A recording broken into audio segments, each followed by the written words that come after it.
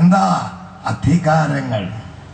അധികാരങ്ങൾ എന്ന് പറയുന്നത് മന്ത്രവാദികൾ, ശകുനവാദികൾ, ആഭിചാരകന്മാർ, പിന്നെ ചില പ്രാർത്ഥനക്കാർ, ഇവരിൽ ആവാഹിച്ചു നിൽക്കുന്ന സേവാമൂർത്തികളായി നിൽക്കുന്ന, സേവകാത്മാക്കളായി നിൽക്കുന്ന മൂർത്തിഭാവങ്ങളുടെ പേരാണ് അധികാരങ്ങൾ.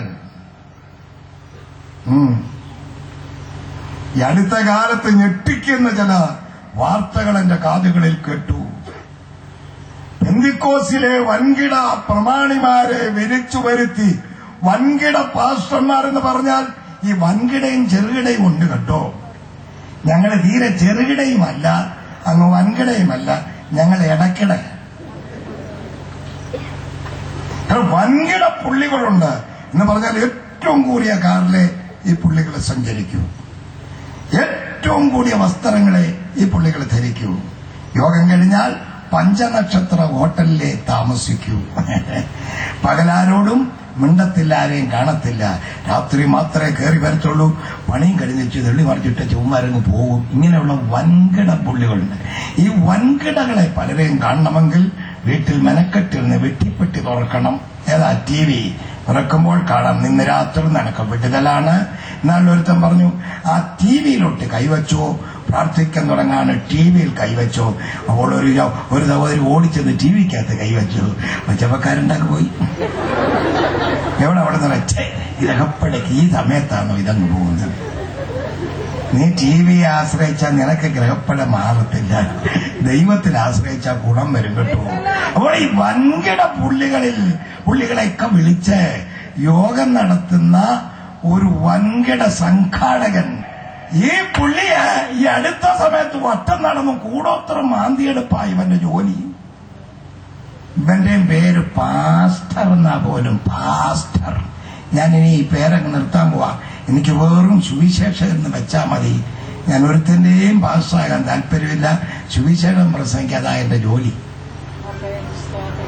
വല്ലവരുടെയൊക്കെ വൻകിട കെട്ടിടങ്ങളുടെ ഭിത്തികളും അതിന്റെ ക്രമപ്പെടുത്തി വെച്ചിരിക്കുന്ന ടൈൽസ് അല്ലേ. വേറൊരു സൂത്രം ഉണ്ടല്ലോ ഇവിടെ മിനുങ്ങുന്നേ, ഇന്റർനെറ്റോ, എനിക്കിതൊന്ന് തമ്മിൽ തിരിച്ചറിയാൻ വയ്യ. ഗ്രാനൈറ്റ് ഏതാണ്ട് അതൊക്കെ വെട്ടിപ്പൊളിച്ചതിന് എടുക്കുന്ന കൂടോത്രം എടുത്തു കഴിഞ്ഞിട്ട് പുള്ളിമാലെന്ന് പുറകോട്ട് വീഴുന്നെന്ന്, ആരാണ്ടൊക്കെ കയറി താങ്ങുന്നെന്നും പിന്നെ കൊണ്ട് കിടത്തി വീശുന്നെന്നും എന്ന് പറഞ്ഞാൽ ഇയാൾ മറ്റുള്ളവർക്ക് വിടുതലും ഇയാൾക്ക് ബോധക്കേടും. എവിടാണോ ഇതിന്റെ വാക്യം ഈ പുസ്തകത്തിനകത്ത്?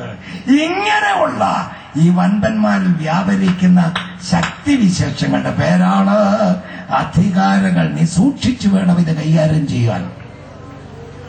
തലമുറകൾക്ക് ഗുണം വരണോ, നീ പരിപാടി നിർത്തണം കേട്ടോ. എന്നെ കേൾക്കുന്ന വല്ല വിവരം കേട്ടവനും ഉണ്ടെങ്കിൽ നിന്നോടാ ഇന്ന് രാത്രി ഞാനിത് വിളിച്ചു പറയുന്നത്. ഞങ്ങളുടെയൊക്കെ പൂർവികന്മാരുടെ ചരിത്രം മാന്തിയാൽ നിന്നേക്കാൾ വളരെ നല്ലതാ. നീ അതിനേക്കാൾ അധമനായി മാറുകയാ. ഇങ്ങനെ മന്ത്രവാദികൾ, ശകുനവാദികൾ, ആഭിചാരകന്മാർ, അഞ്ഞരക്കാർ, ഇങ്ങനെ തുടങ്ങിയുള്ള വൻപന്മാരുടെ ശരീരത്തും ആത്മാവിലും വ്യാപരിച്ചു നിൽക്കുന്ന ശക്തിവിശേഷങ്ങളുടെ പേരാണ് അധികാരങ്ങൾ. കഴിഞ്ഞ ചില വർഷങ്ങൾക്ക് മുമ്പ് പുന്നമൂട്ടുകാരൻ ഒരു പോളിനെ ഞങ്ങൾ മുക്കി. പോളല്ല, കൊച്ചുനാരായണനെ.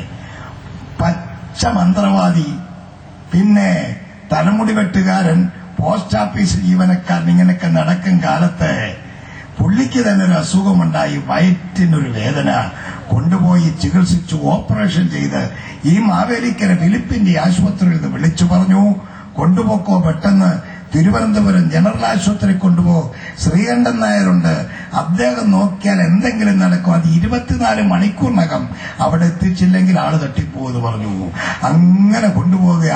വന്ന വഴിക്ക് സ്പിരിറ്റ് ഒഴിച്ച് കെട്ടിരിക്കുക, വയറിനകം വട്ടമിട്ടൊരു കെട്ടി പുകയാണെന്നാ പുള്ളി പറഞ്ഞത്. ഓലകെട്ടിയമ്പലം, താൻ ജീവനക്കാരനായിരിക്കുന്ന ഓലകെട്ടിയമ്പലം പോസ്റ്റ് ഓഫീസിന്റെ അവിടെ കൊണ്ടുവന്നപ്പോൾ ദാഹിച്ച് എനിക്ക് പാലും വെള്ളം വേണമെന്ന് പറഞ്ഞപ്പോ അബോധാവസ്ഥ എന്ന വണ്ണം കിടക്കുക.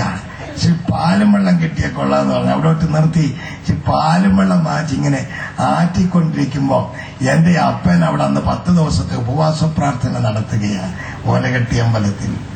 എന്റെ പിതാവ് രാവിലെ ഒരു ചായ പിടിക്കാൻ ഒരു പ്രിയപ്പെട്ടവന്റെ അണ്ണന്റെ കടയിലോട്ട് വന്ന് അവിടെ ഇരിക്കുമ്പോൾ ഈ പ്രിയപ്പെട്ടവൻ ഇങ്ങനെ പാലും വെള്ളം ഒഴിച്ച് ഇങ്ങോട്ട് ഒഴിച്ചപ്പോ കടുവായിക്കോട് ഇങ്ങനെ ഒഴുകിപ്പോയി. എന്റെ അപ്പൻ ഇദ്ദേഹത്തെ അറിയാം. എന്റെ അപ്പൻ കയറി പ്രാർത്ഥിച്ചിട്ടിറങ്ങുന്ന വീട്ടിൽ പിന്നെ തിരിച്ച് എന്ന് ചരട് ചവിച്ച് കെട്ടിയിട്ടുള്ള മനുഷ്യനായവൻ. ഇവനെ എന്റെ അപ്പന്റെ മുമ്പിൽ കൊണ്ട് ദൈവം ചാടിച്ചതാ. എന്റെ അപ്പന്റെ കൂടെ നിന്ന് ഒരുത്തൻ കയറി ചോദിച്ചു, ഞങ്ങളൊന്ന് പ്രാർത്ഥിച്ചോട്ടെ. എന്തായാലും ചാകാൻ പോലെ എന്നാ അങ്ങ് പ്രാർത്ഥിച്ചേക്കാൻ പറഞ്ഞു. കുത്തിക്കെട്ടിലോട്ട് കൈവച്ചൊരൊറ്റ പ്രാർത്ഥന പ്രാർത്ഥിച്ചു. എന്റെ അപ്പന്റെ 2 തുള്ളി കണ്ണുനീര് അവന്റെ നെഞ്ചത്ത് വീണതാ. പിന്നീട് കൊച്ചുനാരായണൻ പറഞ്ഞത്, ഒയ്യോ ഐസ് വെച്ച് തണുപ്പിക്കുന്നത് പോലെ വയറ് തണുത്തു എന്നാണ്. പിന്നെ ഒരൊറ്റ ഇഞ്ച് ആ വണ്ടി തെക്കോട്ട് യാത്ര ചെയ്തില്ല, തിരിച്ചങ്ങ് വടക്കോട്ട് വിട്ടോളാൻ പറഞ്ഞു വണ്ടി. അവന്റെ വീട്ടിലെ പുന്നമുട്ടിലേക്ക് കൊണ്ടുപോയി അവിടെ കൊണ്ട് കിടന്ന്, ഞങ്ങൾ വിടുവോ? ഞങ്ങൾക്ക് ഇര കിട്ടിയ ഞങ്ങൾ വിടത്തിൽ ഉള്ളത് പറയാമല്ലോ. ഞങ്ങൾ പുറകെ പോയി. സൈക്കിളുകളാണ് ഞങ്ങൾക്കെല്ലാം. സൈക്കിള് ചവിട്ടി ഞങ്ങളെല്ലാം പുറകെ പോയി. കൊച്ചുനാരായണന്റെ കൊച്ചുകുടിലിനകത്ത് 10 ദിവസം ഞങ്ങൾ പ്രാർത്ഥനയ്ക്ക് വട്ടമിട്ട് ചുറ്റിയിരുന്ന് പ്രാർത്ഥിച്ചു. കൊച്ചുനാരായണനെ മുക്കി. കൊച്ചുനാരായണൻ ഇന്നും ജീവനോടുണ്ട്. ഇന്നും കൊച്ചുനാരായണനെ സ്നാനപ്പെടുത്തിയെന്ന് പറയുന്നതിന് ഇവിടെ ആർക്കും കയറി ഓതയ്ക്കേണ്ട കാര്യമൊന്നുമില്ല. അത് അവന്റെ സാക്ഷിയാ. നിങ്ങൾക്ക് കേൾക്കണോ?